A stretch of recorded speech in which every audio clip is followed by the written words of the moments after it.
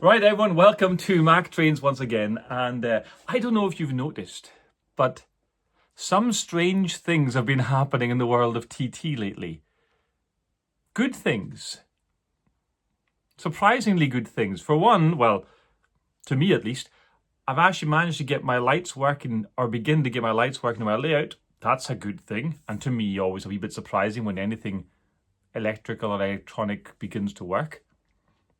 Second thing, I've managed to get the Terrier with HM7000, with a 6-pin HM7000 and a Stay Alive running beautifully on the layout. You'll see that in a minute. And Hornby are getting their models out on time. What's happening? When they're predicted to come out they come. It's almost as if someone's planning this. We've had a whole raft of models out the last while for TT, from the 4-wheel coaches, the Terriers, the B4 sets. Now the new 50 has just come out. The 37s are on their way. The J50's not far away, and it's coming out as predicted when it's meant to happen. Come on, Hornby. This is not like you. Stick around. Cue the intro.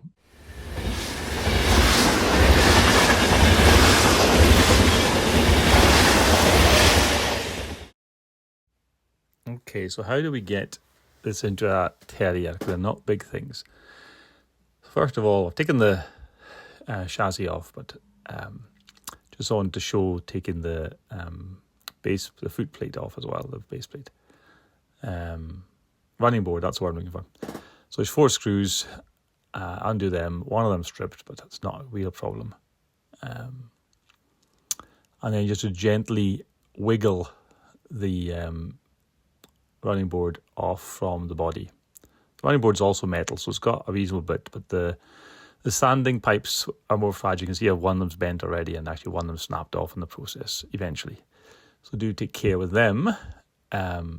It's the control lever that's actually catching there, and I found later on if you slightly tilt it, it comes out easier. So lever it, and it will eventually come out. So that's that separated. And what we need to do then is try to get this Hornby Stay Alive in the cab, just check it'll fit. So control board up, I found it fits easier.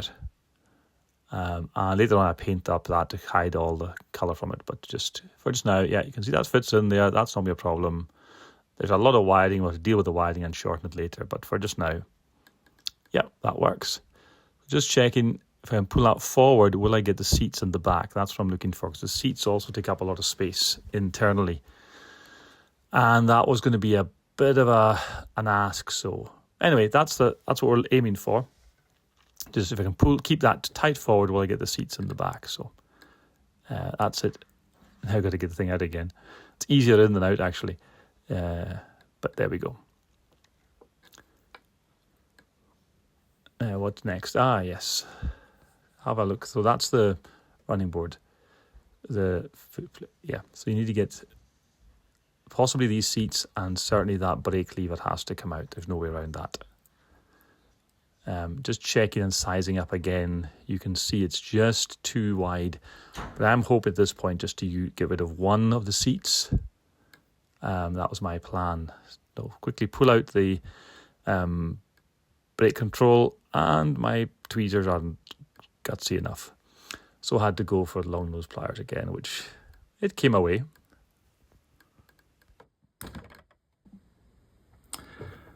Right then, so I have pushed the capacitor in there. There's rather a lot of excess wire to fold, but first I need to check if the body can close. So I'm going to take off the power bank clip there.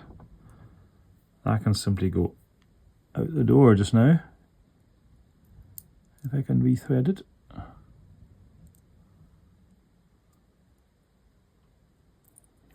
Which I don't know if I can because the wire's in the way. Hang on. This seemed like a good idea at the time. There we go. That's just to get that out of the way and let me know if the body can close.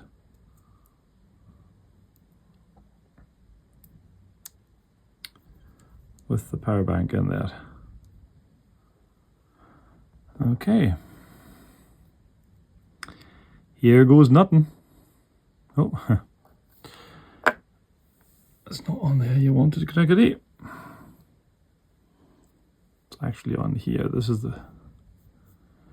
the bit in question. So, where did I get into focus? Trying to get this piece through is probably the biggest question mark on my mind. And then these two seats here, these two bits at the back, they go up in there. So they're definitely out of the way. Can't really see the seats fitting, but you never know. Might just have to remove one of them rather than two. So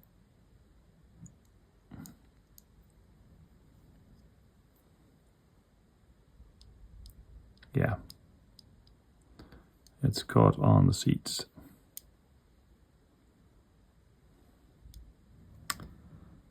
It's a shame, but not entirely a surprise.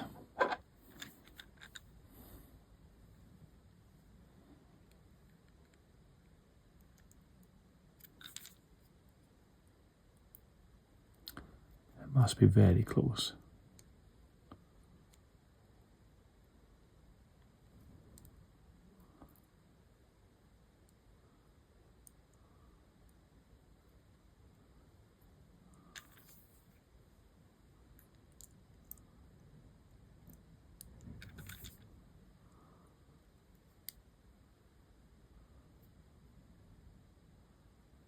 Okay, so that's not going to go. That's not going to fly, as they say. Now trying to get that back out without damaging that control. Control actually does go in, which I'm pleased at.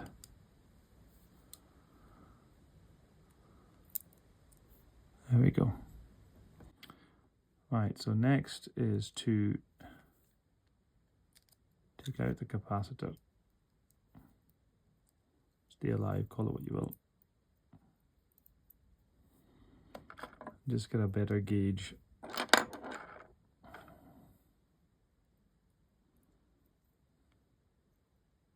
Should have done this way around first of all, and that will show you clearly it's not going to fit. Like I say, it'll go to one side.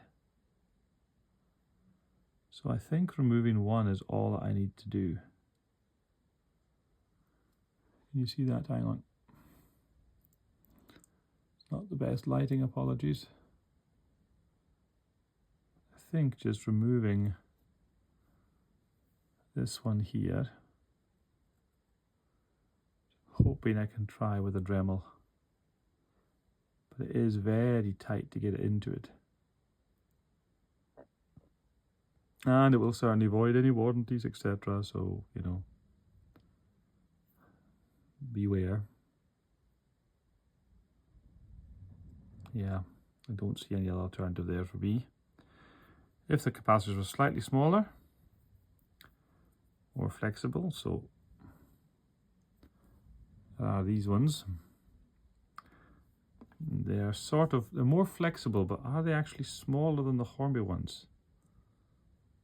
Not by a significant amount, so that would go. They are taller than the Hornby ones because that's them without the control board. And you've got this, so you have to resolder that, so that's not really my thing. My soldering skills are limited, so I'm working with what I have. Others more capable will do finer work, but my plan is to remove that somehow. Grind it down probably,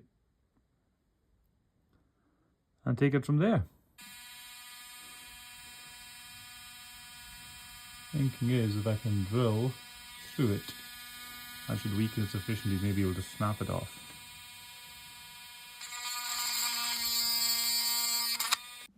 Okay, so that's now in. Wires are through. I actually drilled a wee bit through the firebox, but Now, there came up a flaw here because while the 6-pin will fit in, the 6-pin will not fit in when a Stay Alive is in the plug because that adds extra width. You can see there, it just don't have it. So I'm having to Dremel away on the right-hand side there of your picture to give myself enough width to get the 6-pin plug to fit where it's meant to fit. Now, just to show that a Stay Alive is definitely worth it, here's a B4 running along at about 50% power. What I'm going to do is a wee experiment. I'm going to let it run, and then I'm going to pull the power from the track completely and see how long it runs for in the B4. We'll do the same in the Terrier later on, but when it passes, you pull the power drops slightly, but that's now running. No more power is coming to every bit of motion, every connectivity to the app is coming from the Stay Alive in the B4. So that's why I want one in the Terrier as well. Now that's ridiculously long. There's no necessity for that at all. It stopped. Alright, I'm going to basically pull power and see how far it gets once it's up to speed on just the capacitor alone on the Stay Alive. So I'll wait, we can see it again past the station, and I'm pulling it now.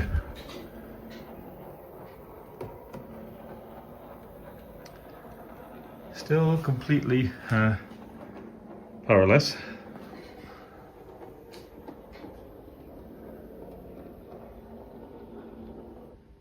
And just under the bridge. Sometimes we just like it slow.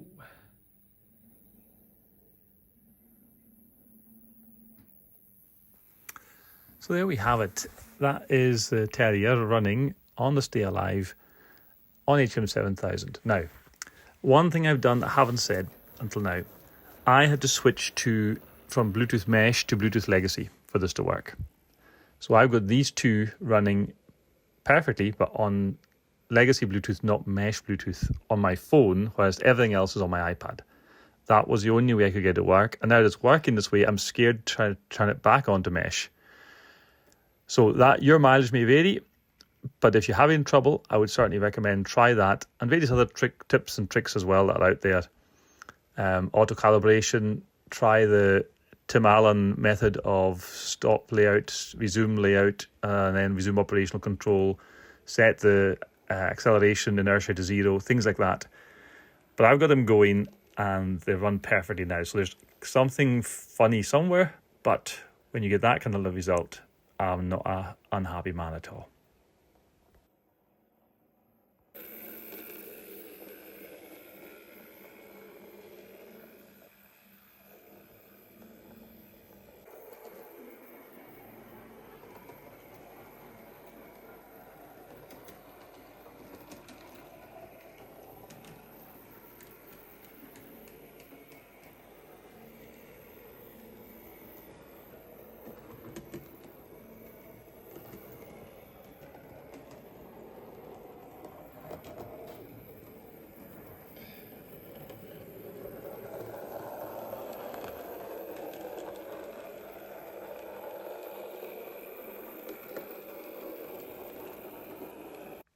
Layout updates very quickly. A bit more fencing, just a tiny bit at the front here, just to finish off that section. And I think it does what it's meant to do. So a little bit of fencing, yep.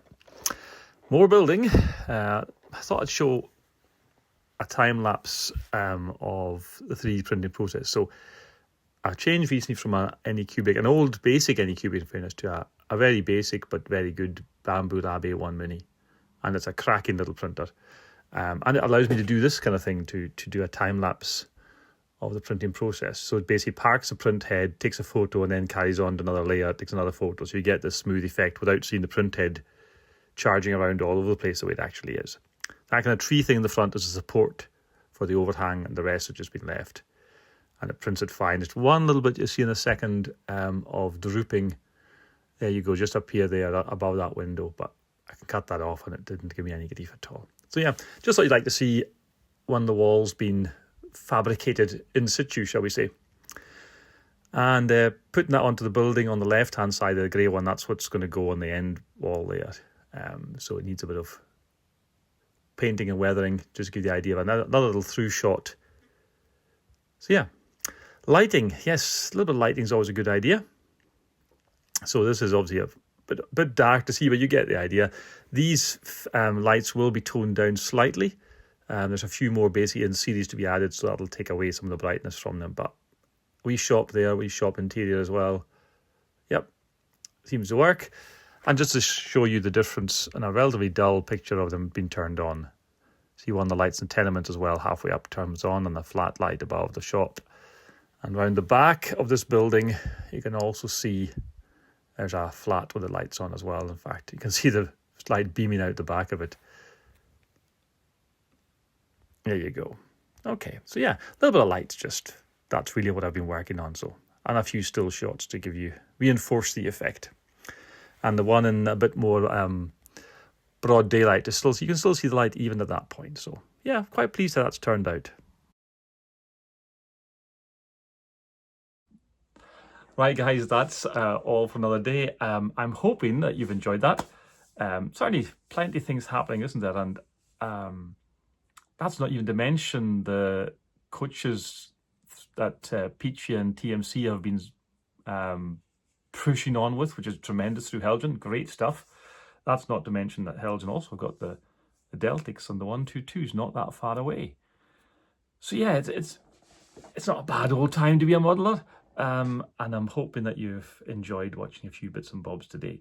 Affiliate links for Hornby at least down below as usual. For those who do use it, thank you. It does definitely help the channel. It helps me out. And I appreciate it.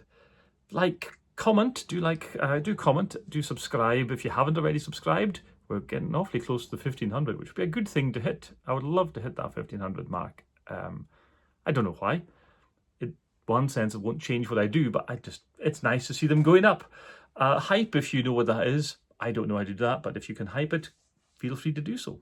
Thanks for watching. See you soon.